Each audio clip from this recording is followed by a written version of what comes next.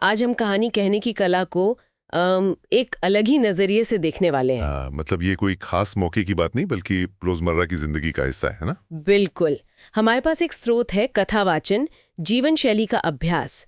ये यही कहता है कि कहानी कहना एक जीने का तरीका है, रोज का अभ्यास। अच्छा, तो मतलब इसे आदत बनाना है। हाँ, और आज हमारी चर्चा का मिशन यही समझना है कि कहानी कहने को रोज की आदत कैसे बनाया जा सकता है और क्यों ये मायने रखता है। दिलचस्प बात है। स्रोत ये भी कहता है कि दुनिया के बेहतरीन कहानीकार प्रेरणा का इंतजार नहीं करते, वो हमेशा एक तरह के कहानी मोड में रहते हैं। कहानी मोड, हाँ। इसका क्या मतलब हुआ? शायद यही कि वो लगातार अपने आसपास की दुनिया को देख रहे होते हैं, एहसास कर रहे होते हैं और उन पलों को कहीं ना कहीं सहेज रहे होते हैं। अच्छा, मतलब हर वक्त कहानियों की तलाश में। हाँ, यह शायद तलाश भी नहीं, बस खुले रहते हैं उनके लिए। कभी सोचा है इस बीते हफ्ते में कितनी ही छोटी बड़ी कहानियां हमारे हाथ से यूं ही फिसल गईं? ओह हाँ, बिल्कुल। सिर्फ इसलिए कि हमने उन्हें पकड़ा नहीं, लिखा नहीं। दुकान की लाइन का कोई मजेदार वाकया, किसी दोस्त से हुई कोई गहरी बात, या सुबह टहलते हुए महसूस हुई कोई शांति। हाँ, वो सब कहानी के बीच थे। सही कहा, बीच थे जो खो गए। तो सवाल उठता है, इन्हें सहेजा कैसे जाए? यहीं पर ये स्रोत एक दिलचस्प तरीका सुझाता है। आप बताएंगे वो क्या है? हाँ बिल्कुल, स्रोत इसे कहानी अनुष्ठान कहता है, मतलब स्टोरी रिचुअल। अनुष्ठान, ये शब्द थोड़ा भारी लगता है। हाँ, पर इसका मतलब बस एक रोज की आदत से है, जैसे रोज का एक छोटा सा व्यायाम कहानी कहने की मांसपेशी को मजबूत करने के लिए। स्रोत कहता है रोज बस 5 मिनट निकालिए। सिर्फ 5 मिनट? हाँ, और इसके 5 सरल कदम बताए गए हैं। पहला, चिंतन करें, रिफ्लेक्ट। आज ऐसा क्या हुआ जिसने आपको प्रेरित किया या निराश किया या सोचने पर मजबूर किया।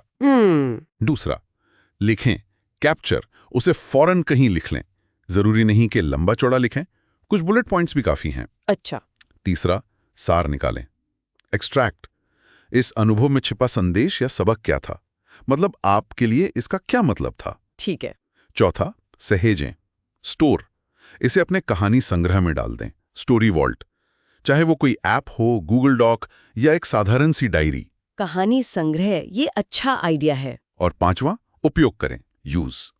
अगली बार जब आप कुछ समझा रहे हों या मान लीजिए कुछ बेच रहे हों या बस किसी से बात कर रहे हों, तो इस संग्रह से मदद लें। 5 कदम सुनने में तो सीधे लगते हैं, पर क्या रोज इसे करना वाकई मुमकिन है? जिंदगी इतनी व्यस्त होती है, ये याद कैसे रहेगा? ये सवाल बहुत वाजिब है। यहीं पर स्रोत एक बहुत जरूरी बात कहता है, कंसिस्टेंसी बीट्स ब्रिलियंस। मतलब लगातार करना ज्यादा जरूरी है ब्रिलियंट होने से। निरंतरता शुरुआत में शायद मुश्किल लगे, लेकिन रोज 5 मिनट निकालना उतना मुश्किल भी नहीं। जैसे हम दांत ब्रश करने या चाय पीने के लिए समय निकालते हैं ना, हाँ। वैसे ही इसे एक छोटी सी आदत बनाना है।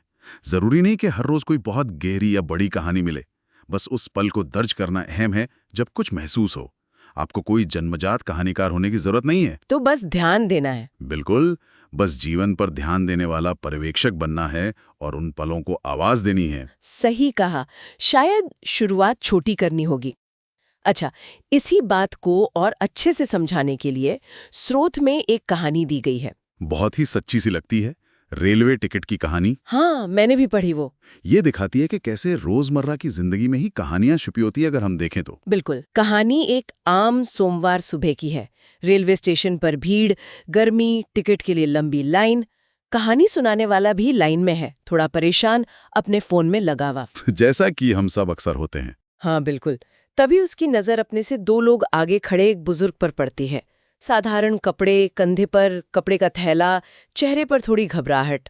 जब वो काउंटर पर पहुंचते हैं, पूरे का टिकट मांगते हैं। क्लॉक कहता है 85 रुपीस। बुजुर्ग अपना थैला खोलकर धीरे धीरे सिक्के गिनने लगते हैं। 2, 5, 10। पीछे लाइन में लोग बेचैन हो रहे हैं। वो थैला उलट पलट कर देखते हैं, जेबें टटोलते हैं। फिर धीमी शर्मिंदा आवाज में कहते हैं, 7 रुपए कम पड़ रहे हैं, अगली बार दे दूंगा, प्लीज। क्लॉक बेरुखी से मना करके उन्हें हटने को कहता है।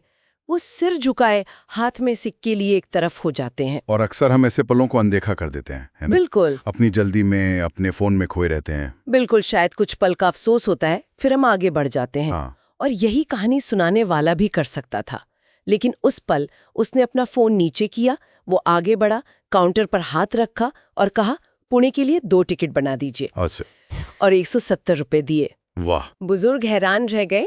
कहानी सुनाने वाले ने मुस्कुराकर बस इतना कहा, आज के लिए बस ये सोचिए, पुणे का सफर किसी के साथ शुरू हो रहा है। क्या बात है। बुजुर्ग ने कुछ कहा नहीं, बस दोनों हाथों से उसका हाथ थाम लिया। उनकी आंखों ने सब कह दिया।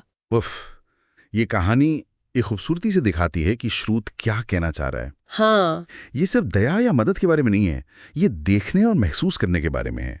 कहानी सुनाने वाला पहले अपने में खोया था। हाँ, चिंतन नहीं हो रहा था। बिल्कुल।